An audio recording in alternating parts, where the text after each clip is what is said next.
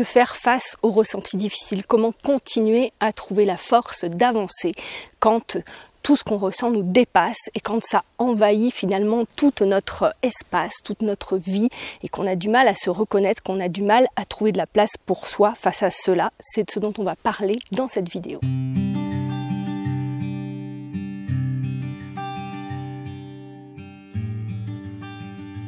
Bonjour à tous, je suis ravie de vous retrouver dans une nouvelle vidéo qui fait partie du format de vous à moi, c'est-à-dire que ce sont des vidéos un petit peu plus personnelles qui se basent sur mon expérience de psychologue, mais également sur mon vécu et sur mon avis personnel. Tout d'abord, pour les personnes qui ne me connaissent pas et qui tombent par hasard sur cette vidéo, je me présente, je m'appelle Aurore, je suis psychologue et dans cette chaîne Glyfactory, je vous propose tout un tas de ressources, tout un tas de vidéos sur des sujets connexes à la vie avec la maladie chronique et sur comment on peut s'aider, comment on peut prendre soin de soi face à cette épreuve de vie. Aujourd'hui, on va parler de comment faire face à nos ressentis difficiles. Plus particulièrement, on va parler du fait que ce qu'on ressent, que ce soit les symptômes quand on vit avec une maladie chronique, ou que ce soit les émotions qui sont difficiles, eh bien ça n'impacte pas que notre corps, ça impacte toute notre vie, ça impacte qui nous sommes. Et cette épreuve de vie qu'on traverse, qu'est la maladie, finalement a un impact sur toute notre vie. Donc c'est quelquefois difficile de se retrouver et quelquefois on se sent très démuni. Aujourd'hui, on va parler de tout ça. On va parler des stratégies qu'on met en œuvre de manière quasi automatique ou des conseils qu'on a tendance à suivre pour pouvoir avancer malgré tout. On va parler en quoi ces conseils peuvent être utiles ou inutiles. Et puis je vais vous donner mon avis sur ce sujet et puis peut-être quelques pistes qui pourront vous aider, si elles résonnent avec vous, à mieux faire face à ce que vous vivez. Donc déjà, je souhaitais vous parler des stratégies, enfin de ce qu'on fait peut-être automatiquement ou de ce qu'on entend et en quoi ça peut être utile et en quoi surtout, si vous, ça ne vous aide pas, pourquoi ça ne vous aide pas et pourquoi c'est normal que ça ne vous aide pas.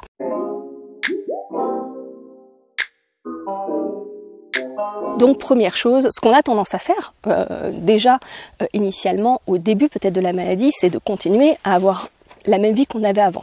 Il faut bien se lever pour aller au boulot, il faut bien continuer à s'occuper de ses enfants si vous êtes parent. Et du coup, on va recruter notre volonté, on va recruter notre motivation pour faire tout ça. Et c'est bien logique parce qu'on n'a pas forcément le choix.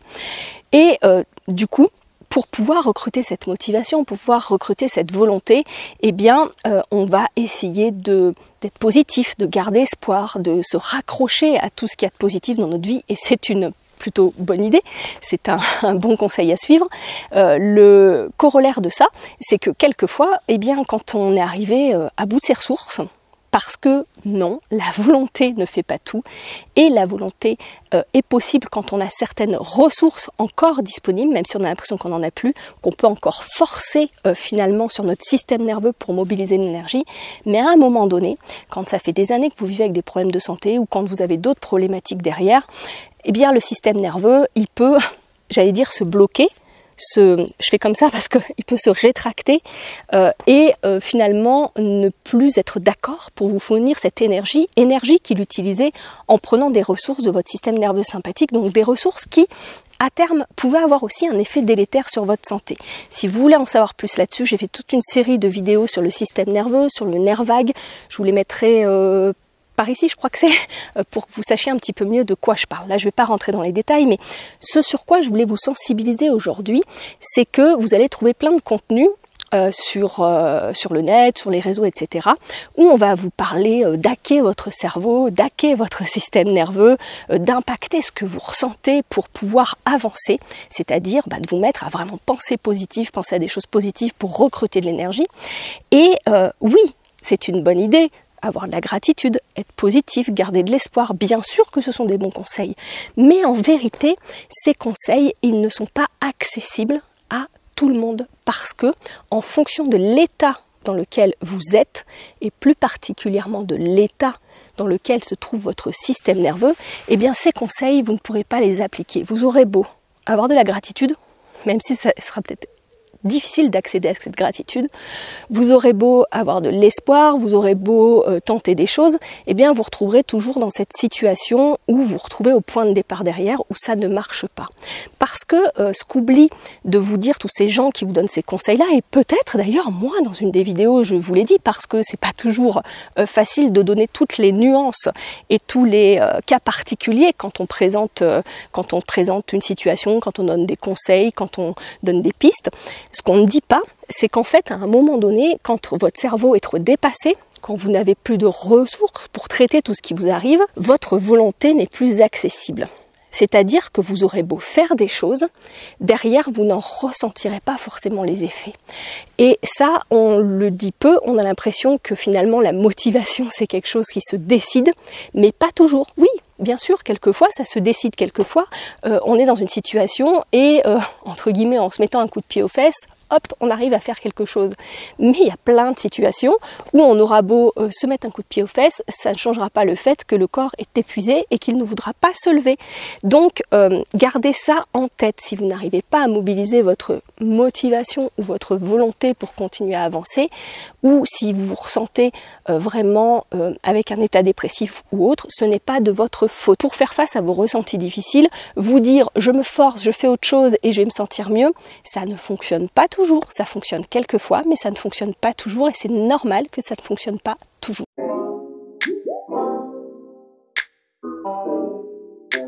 À côté de ça, l'autre conseil qu'on va vous donner, peut-être vous vous êtes dit ça, à un moment donné, vous vous êtes dit bon bah, je vais lâcher prise, j'arrive plus à faire ce que j'ai envie de faire, je ressens toujours des choses désagréables, je lâche prise et je vis dans le moment présent. Donc dans l'absolu, dans la théorie, c'est une super idée parce que être dans le moment présent, ça aide et ça peut calmer votre physiologie. Sauf que notre cerveau n'est pas fait pour vivre dans le moment présent. Et plus vous allez essayer de le faire vivre dans le moment présent, plus il va avoir des résistances et plus ça risque d'activer votre physiologie du stress. Alors, ce n'est pas le cas pour tout le monde. Une fois de plus, quand vous êtes dans une situation où vous avez encore assez de ressources, assez de sécurité en vous, vous pouvez vous permettre de lâcher prise et d'être dans l'instant présent. Mais quand vous vivez avec des problèmes de santé, souvent votre physiologie, elle envoie déjà plein d'informations disant que la situation, que vous êtes menacé, qu'il y a un danger parce que il y a plein de choses que le corps n'arrive plus à réguler. Donc vous dire je lâche prise, ça va encore plus, ça risque encore plus en tout cas de vous stresser, de stresser votre cerveau qui a besoin de créer du sens et qui a besoin de créer de la certitude. Et déjà, vous n'avez pas cette certitude avec votre santé, vous avez l'impression de ne plus pouvoir compter sur votre corps. Alors allez-vous rajouter le fait de dire oh bah je lâche prise, je m'en fiche. Vous pouvez bien vous dire tout ce que vous voulez, votre inconscient ne sera pas forcément d'accord. Donc c'est pour ça que le fait de lâcher prise, même si c'est un bon conseil en théorie, même si on arrive à l'appliquer, on irait beaucoup mieux, on ne peut pas le faire sur commande. Troisième chose, accepter la situation et agir en fonction de vos valeurs. J'ai pu vous le conseiller, je vous le conseille d'ailleurs, parce que pour moi, je trouve que c'est une des meilleures stratégies pour pouvoir avancer malgré tout et malgré les sensations et les sentiments et les ressentis et les symptômes difficiles que l'on vit. Mais et il y a toujours un mais, pour pouvoir accepter et agir en fonction de nos valeurs, il faut déjà être en sécurité avec ce qu'on vit. Il faut déjà du coup avoir accepté cette situation, ce point de départ, et ne plus avoir de résistance à ce point de départ. Et on est un petit peu dans la même chose que lâcher prise, c'est-à-dire que votre inconscient, alors quand je parle d'inconscient, je parle des mécanismes de protection. J'utilise le mot inconscient parce que ça parle plus à beaucoup de gens, mais vos mécanismes de protection qui sont là pour votre survie auront tendance à mettre plein de résistance pour pas que vous acceptiez cette situation et à vous envoyer justement des pensées de on est en danger, il faut trouver une solution, il faut trouver un traitement, on peut pas rester comme ça, on peut pas avoir cette vie-là, je peux pas faire ce que j'ai envie de faire. Et puis quand je vous parle peut-être de vivre selon vos valeurs, vous allez me dire oui mais mes valeurs, si moi ce qui compte c'est d'aller dans la nature, de faire des treks, c'est toujours l'exemple que je prends mais faudrait que je change d'exemple, de faire du sport, etc., et que je suis couchée au lit, ça va plus me frustrer qu'autre chose. Et se contenter de, comme j'avais pu vous le conseiller sur certaines vidéos, de se dire bon bah je regarde des vidéos de nature, je regarde quelque chose qui me fait du bien, ça peut être source de stress encore plus fort.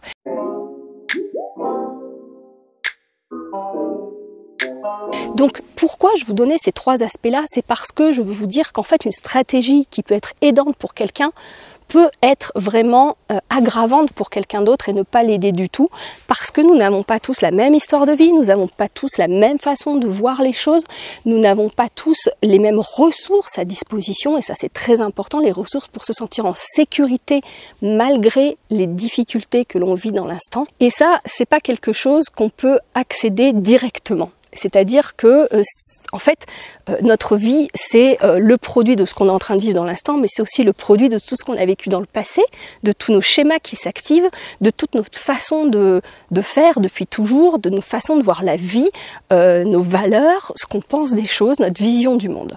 Parce que, alors peut-être vous ne serez pas d'accord avec moi, mais on a tendance à se dire que la réalité des choses, c'est celle-ci. Et notre façon de voir les choses est la bonne façon de voir les choses, puisque c'est ce qu'on vit.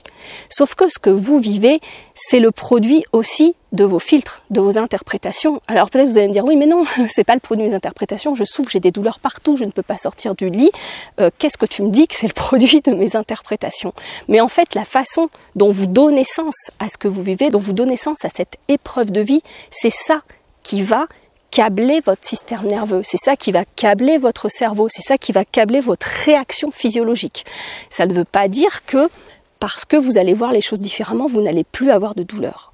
Attention, je n'ai pas dit ça. Ça veut juste dire que, par exemple, pour l'exemple des douleurs, le fait de donner un sens ou un autre va faire qu'à un moment donné, la douleur, le signal douloureux risque de s'aggraver. Et ce phénomène, je vous en ai déjà parlé plusieurs fois, le phénomène de la sensibilisation centrale, alors que de l'autre côté, ok, j'ai la douleur, ok, c'est difficile, ok, c'est insupportable peut-être, mais derrière, le sens que je donne à ça est un petit peu différent, la façon dont je vois les choses est un petit peu différente, et du coup, je n'augmente pas le signal douloureux, mon cerveau n'augmente pas le signal douloureux parce que je ne vois pas ça comme un danger. Et je pense que c'est cette notion qui est centrale sur comment faire face aux ressentis difficiles. C'est quel est le sens que je donne à ce que je suis en train de vivre. Et c'est pour ça que je ne cesse de prôner le fait de se faire accompagner par un psychologue, un psychothérapeute ou un autre type de thérapeute, mais de se faire accompagner pour pouvoir justement sortir de son cadre de référence et essayer d'élargir finalement sa manière de voir, de percevoir, d'interpréter ce qu'on est en train de vivre. Parce que sans qu'on s'en rende compte, ce qui aggrave encore plus nos ressentis difficiles, ce qui fait que cette épreuve elle est encore plus difficile, c'est le sens qu'on lui donne. Et le sens qu'on lui donne, c'est souvent beaucoup de résistance. C'est souvent plein de pensées où on se dit je devrais pas vivre ça, c'est pas possible, il faut que je trouve, et d'ailleurs je vous en avais déjà parlé dans une vidéo que je vous remettrai ici, le fait de résister encore plus et de se dire qu'on ne devrait pas être dans cette situation et qu'il faut qu'on se répare et qu'il faut qu'on trouve une solution, et bien finalement nous aggrave. Mais à côté de ça, je vous ai dit tout à l'heure, le fait de lâcher prise, ça fonctionne pas forcément. Le fait d'accepter, ça fonctionne pas forcément parce que souvent dans notre cerveau, ça nous donne une impression d'impuissance et une impression de résignation, même si moi ce n'est pas ma vision de l'acceptation, ça aussi je vous en avais parlé dans une vidéo, je vous la remettrai là, mais en tout cas ça peut être codé comme ça. Et du coup, si je ne peux pas lâcher prise, vivre dans l'instant, accepter, etc., mais si à la fois je suis pris dans ces schémas où je suis enfermée finalement et je suis figée dans cette manière de voir les choses et cette manière de résister à la maladie, parce que bien sûr, qui a envie de vivre ça? Qui a envie de vivre des douleurs? Qui a envie d'être limité? Qui a envie de ne pas avoir la vie qu'il avait prévue? Eh bien, en fait, on est pris entre ces deux choses et entre ces deux impossibilités à changer. Et c'est ça qui fait que le ressenti, que les symptômes, que les jours difficiles sont encore plus difficiles parce qu'on se sent impuissant, parce qu'on se sent perdu, parce qu'on se sent sans solution et surtout parce que notre cerveau nous sort énormément de scénarios catastrophes. C'est-à-dire que notre cerveau, dites-vous bien, qu'il est là pour anticiper toujours le pire. On a un biais de négativité dans le cerveau, c'est très bien pour notre survie, ça nous empêche de refaire toujours les mêmes erreurs et ça nous permet d'éviter certaines situations qui sont dangereuses. Mais le souci, c'est qu'aussi le cerveau, il va avoir tendance à calquer ce qu'on a vécu dans le passé sur le futur. Donc dès que vous avez une crise, je reprends les douleurs, mais de douleurs qui arrivent, vous allez avoir tendance mais pas consciemment. C'est-à-dire qu'inconsciemment, ça va activer tous les chemins cérébraux qui sont activés dans toutes les autres crises que vous avez eues avant. Et donc votre cerveau, il sait que c'est quelque chose de dangereux. Il sait que c'est quelque chose de désagréable. Il sait que la dernière fois, ça a été terrible. Et finalement, il va se sensibiliser sur, dès qu'il y a à peine de douleur, pour vous alerter que là, il faut tout de suite que vous trouviez une solution, vous alliez prendre vos cachets, vous alliez vous reposer, vous mettiez, je dis n'importe quoi, si vous avez des migraines, parce que c'est l'exemple qui me vient, vous mettiez dans le noir, qu'il n'y ait plus de bruit, que vous mettiez les boules caisses, que vous mettiez le masque, etc., etc., alors même que peut-être cet événement, il serait arrivé il y a 10 ans, avant vos problèmes de santé, eh bien la crise serait passée beaucoup plus vite parce que votre cerveau aurait beaucoup moins envoyé d'hormones de stress qui maintiennent le problème.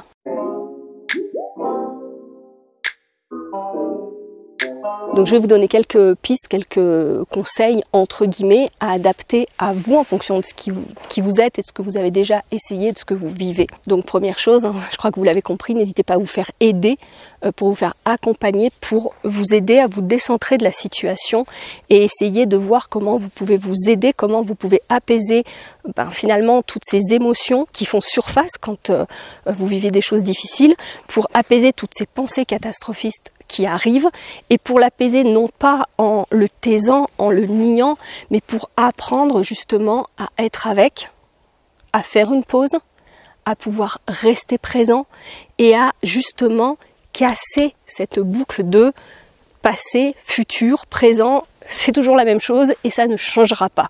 Donc ça, en fonction du thérapeute que vous trouvez, il y a plein d'approches qui peuvent vous aider pour ça, même des approches qui ne seraient pas psychothérapeutiques si vous n'avez pas envie forcément de parler, mais tout ce qui est pleine conscience peut aider à faire ça, à faire cette pause et justement à apprendre au cerveau à s'apaiser et à ne pas enclencher automatiquement tous ces scénarios catastrophes, à ne pas se noyer là-dedans, mais justement à apprendre à respirer à travers ces moments difficiles et à continuer à être présent dans ces moments difficiles, non pas pour pouvoir faire autre chose et reprendre votre vie, mais juste pour ne pas ajouter de stress au stress qui est déjà présent dans votre physiologie. Deuxième chose, pour casser un peu ce cercle vicieux qui fait que tous ces ressentis difficiles sont déjà difficiles, mais en plus on rajoute du stress aux émotions qu'on ressent déjà, voir comment vous pouvez changer votre narratif, se détacher de l'histoire que vous vous racontez qui peut-être rajoute du stress, et ça pareil, un accompagnement psychothérapeutique peut vous aider à faire cela. Troisième chose, et ça je vous en ai déjà parlé dans une vidéo du format de vous à moi, je vous la remettrai là,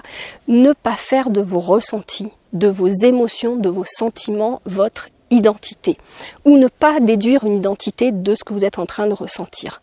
Je m'explique, en fait on se sent tellement perdu quand on vit des choses difficiles, quand on vit des symptômes qui nous limitent tellement qu'on ne peut plus faire grand-chose, on se sent tellement perdu que déjà c'est difficile physiquement, mais psychiquement, et ça souvent on le minimise, c'est extrêmement compliqué, parce que ça impacte la notion de qui on est, parce que même si ce qu'on est, c'est pas ce qu'on fait, on a intégré que ce qu'on était, c'est ce qu'on pouvait et ce qu'on faisait.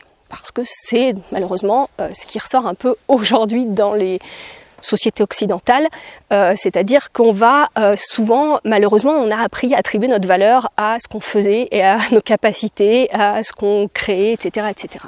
Donc quand on se retrouve dans une situation où on peut moins, où on est limité, eh bien, dans ce cas-là, on va être perdu dans notre identité. Qui je suis si je passe mes journées au lit? Qui je suis si je suis pas capable de m'occuper de mes enfants? Qui je suis si j'ai besoin qu'on s'occupe de moi toute la journée parce que je ne peux plus faire les tâches du quotidien, je ne peux plus me laver, je ne peux plus me faire à manger, etc., etc. Et quelquefois, bien du coup, on va se raccrocher aux branches. Et pour se raccrocher aux branches, eh bien, on va se faire une identité de ce qu'on est en train de ressentir. On va se dire qu'on est un survivant.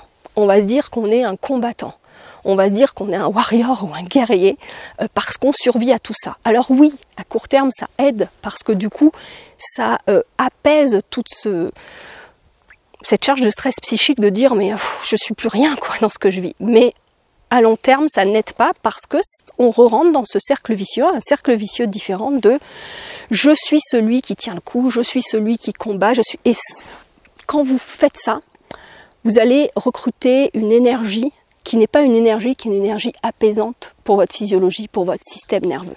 Et surtout, vous allez vous enfermer dans un mode de fonctionnement qui va finalement vous relier encore plus fort à la maladie, vous relier encore plus fort à ce que vous vivez.